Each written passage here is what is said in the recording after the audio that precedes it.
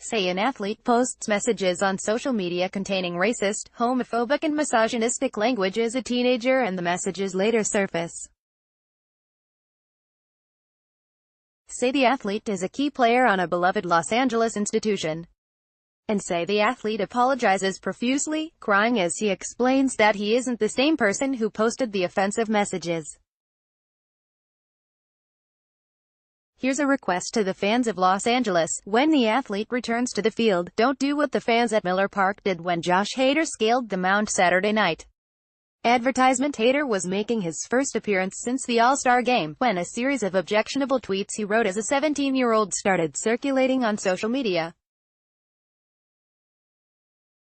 With the Brewers leading the Dodgers 4-2 in the top of the seventh inning, Hader's name was called over the stadium's public address system. The crowd roared, some fans stood, others followed, then even more. Oh, boy, a standing ovation.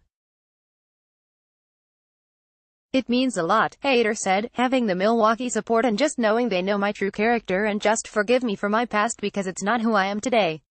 And that was almost certainly the message the announced crowd of 36,242 fans wanted to send to Hader. The message they sent to the other parts of the country was less clear. Why was he deserving of a standing ovation? Granted, by all accounts, Hader is extremely likable. His minority teammates immediately came to his defense and argued he wasn't a racist. He apologized to the team before the series opener against the Dodgers on Friday, and cried as he did so. He later apologized to the public in a pre-game news conference, at which the other Brewers players literally stood behind him. It should also be pointed out that the majority of the offensive messages were quoting lines from rap songs or movies. The opinion here is that non-blacks should never use the N-word under any circumstance, but directly quoting a rap lyric that contains the epithet could be an act of ignorance instead of malice. The more egregious tweets pertained to homosexuals, including one that read, "I hate gay people." Milwaukee Brewers relief pitcher Josh Hader throws during the seventh inning of a baseball game against the Los Angeles Dodgers Saturday, July 21, 2018, in Milwaukee. Maury Gash, Associated Press. Shortly after the messages were unearthed, the commissioner's office ordered Hader to undergo sensitivity training and participate in Major League Baseball's diversity and inclusion initiatives. He agreed. The decision to not suspend Hader reflected MLB's belief that he shouldn't be punished for the stupidity of his youth and that he really wasn't the same person who posted the messages. Fine, but did the fans really have to give him a standing ovation? "It's the support of the home team," the home player, Dodgers manager Dave Roberts said. Obviously he addressed the team and felt very remorseful.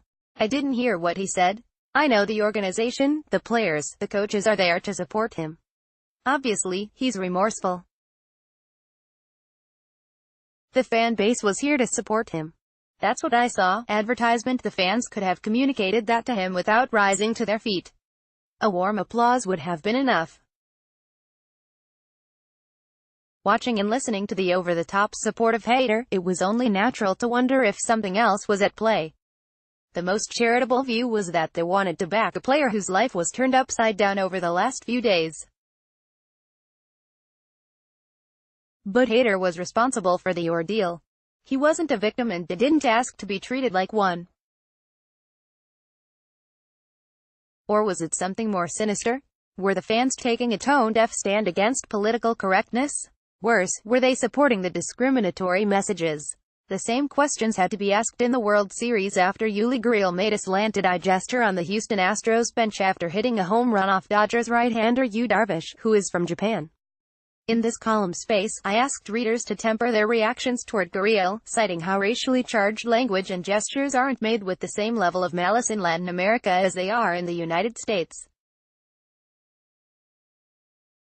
But even I was taken aback in the next game when Gurriel received a standing ovation from his home fans. What did he do to deserve this? Or were they applauding some misguided form of free speech? In both Gurriel's and Hader's cases, maybe this really was about backing the local baseball team and nothing more. It didn't matter. The doubts did damage. Houston looked small on that night of the World Series, just as Milwaukee looked small on Saturday night. Sports are supposed to unify people. Reactions like this, whatever the intention, threaten to divide.